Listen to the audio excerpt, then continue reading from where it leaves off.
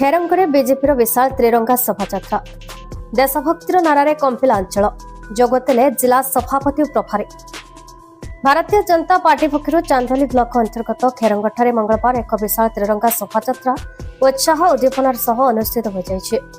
आखंडलमणि मंडल सभापति संदीप कुमार नायक नेतृत्व में आयोजित ଏହି शोभायात्रा दलीय नेता पदाधिकारी कर्मी और समर्थक माने विपुल संख्यार सामिल होते।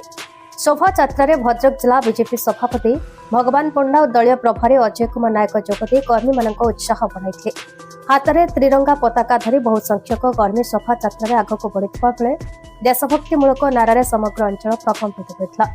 यह अवसर में दलीय नेता माने त्रिरंगार महत्व देशर एकता और अखंडता सहित देश प्रति प्रत्येक नागरिक कर्तव्य संपर्क में मतव्यक्त करते।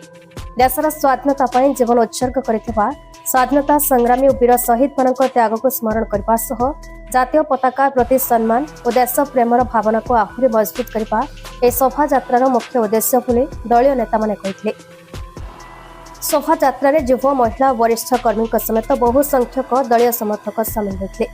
त्रिरंगा पताकार सज्जित शोभायात्रा खेरंग अंचल परिक्रमा करथिला। शोभायात्रा को नहीं स्थानीय अंचल उत्साह और देशभक्तिर परिवेश सृष्टि होता। मंडल सभापति संदीप कुमार नायक नेतृत्व में कार्यक्रम सुचारू रूपे संपन्न होता बेले बीजेपी विभिन्न पदाधिकारी और कर्मी मैंने सफल कर सहयोग करते।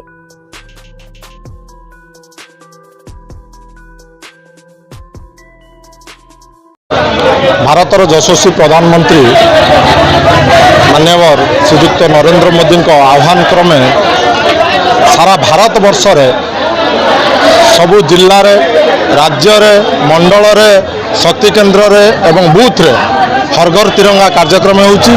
तिरंगा शोभा यात्रा आज बाबा आखंडलमणि मंडल खेरंग ठारे मंडल तरफ आयोजित शोभा यात्रा हजार हजार बाबा आखंडलमणि मंडलर कार्यकर्ता मान सामिल होइचंती। एक भव्य दिव्य आयोजन करा जायछि एवं एक सुंदर भाव 300 मीटर एक लंबा पताका को धरी आमे खेरंग बजार रे शोभा यात्रा करितलु। पाखापाखि 1500 रु 2000 माँ एवं आमर कार्यकर्ता माने भौणी माने समस्ते जोग देइतिले। एक भव्य दिव्य शोभा यात्रा आमर एठारे अनुष्ठित हो जायछि। चांदोली किशन पात्र रिपोर्ट भारत न्यूज।